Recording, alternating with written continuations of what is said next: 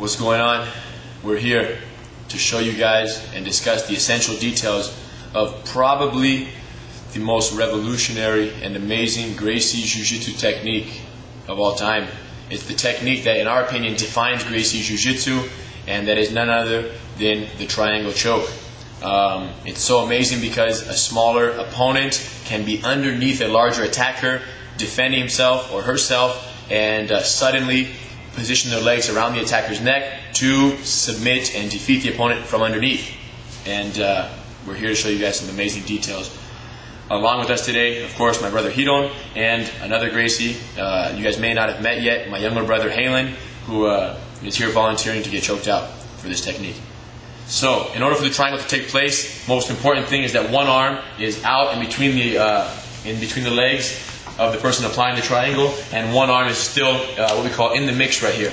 So from here, very generally, Hiron would control the wrist, push it across his body here, hold the head, place his outside foot on the person's hip, bite across the person's neck with his top leg right here, as lateral as possible, grab a hold of his shin, and then lock the triangle up like that. Then both hands go behind the head, and while squeezing his thighs together, he's going to pull down on the head and lift the hips up all at once. Now, that's how it's done against a cooperative opponent. The problem is, once you get your legs locked up around the person's neck, with one leg over his shoulder and the other leg under, the problem is, as you begin to control this person's arm right here, a lot of times what happens is they begin to lean their body weight forward on top of you. And the problem is, when the person's upper body is driving forward, as you go to hold the head, put the foot on the hip, like this, and he starts to bite the neck. The problem is, because their weight is so far forward, Hiron's hips underneath are so far underneath his opponent that he's not going to be able to lock the triangle up very effectively behind the person's neck. So, those of you out there who have ever had trouble locking the full triangle, either because you thought your legs were too thick or your partner was too big, chances are that it was difficult to lock it up because the person on top was positioned heavily forward and you didn't know what to do. So here's our best advice and the secret tip to guaranteeing the triangle lockup, or at least as much of a guarantee as you're going to get. So from here, Hiron controls the head while he's controlling the arm. He places the foot on the hip on the outside. Now the key detail here, why don't you guys rotate, good idea. The key is not to let the person's head, look where Halen's head is right now. It's right here in Hiron's chest. When Hiron holds the hip, and this leg over here. And now watch, he holds Halen in place and he walks his shoulders back. Look. So he's holding his opponent while he moves out from underneath, positioning his opponent right over his hips. And by doing that, it gives much greater reach to the biting leg, which makes it in turn much easier to lock the full triangle. So in most cases, it's not that the bottom person's legs aren't long enough. It's that they're not positioning themselves to give themselves the greatest reach for the full triangle. So from standard control, stage one, hug them in close here. A couple different ways. One of them is if the person pulls a punch back, one punch back, bring the knee inside, stage one here. Boom, grab the wrist. Go ahead. Knees up on the chest, retract and shoot your legs through. So if the person's punching, you can shoot one leg through like that. One, a little closer version, is when one punch goes back and you're able to sneak one knee inside. Hiron slides to his wrist. While holding the wrist, he pushes away and brings his leg through, right over the person's arm. So these are some basic ways of getting your legs in the triangle, what we call the triangle setup position. From here, Hiron can, of course, if there are punches being thrown, at this point, punch would be his main priority, to neutralize the punch to the face. Now eventually, the attacker realizes he can't reach with the punch, and that's when Hiron would transfer the arm across, shoving it across, holding it near his hip, hold the head, and then foot on the hip. Now the trick here is if the person is driving, you must move straight out. Now what people have seen in the past, and what I learned when I was growing up, is to twist in a rotational motion to get that lockup. The problem is that may work, but it also may not work, because even though Hiron is twisted and has angled his leg this way, he still is very deeply positioned underneath the opponent. So more valuable than a rotational twist is to walk your shoulders straight out, holding the person in place, which in turn positions the bad guy much lower, making the lockup so much easier. And then from here, just to be clear, there are 3 points of pressure. From here, you're pulling down on the head, you're lifting up with your hips, but you're also pinching your thighs together.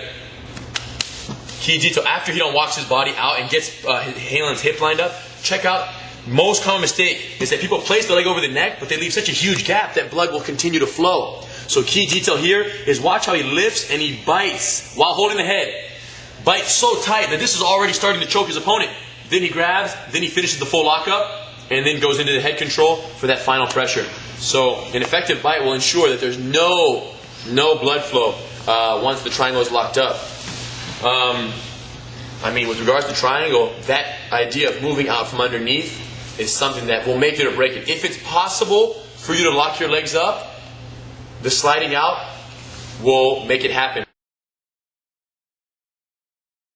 Hey guys, what's going on? It's Henry Gracie here at the Gracie Jiu-Jitsu Academy in Torrance, California. I'm here to talk to you guys about a new instructor certification program that will enable civilian martial arts instructors of all backgrounds to get certified to teach Gracie combatives, the most comprehensive and condensed Gracie Jiu-Jitsu program ever developed by my family. What we've realized is that although Gracie Jiu-Jitsu consists of several hundreds of techniques, you only need a small percentage of these techniques to be prepared for a real street fight. As a matter of fact, we've narrowed it down to 34 techniques. These 34 techniques are what make up the Gracie Combatives program, the 34 most important and effective techniques of Gracie Jiu-Jitsu. The way we measured that is we looked at the history of the fights that we've been in, the family members, and we realized that these were the techniques that were most commonly used and with the greatest success ratio and with the most effectiveness against representatives of all different styles of martial arts. The Gracie Combatives course has been taught to the U.S. Army, to the military, for over 15 years now, and since then has been widely accepted and adopted by numerous federal, state, and local law enforcement agencies. And up until now, instructors from these military units and law enforcement divisions were the only people that we authorized to teach and to transfer the knowledge of this amazing course. But finally, we realized that the course is so effective at preparing someone in such a short amount of time that we need to make this course available in more places and through more instructors than just the ones we've done up until now.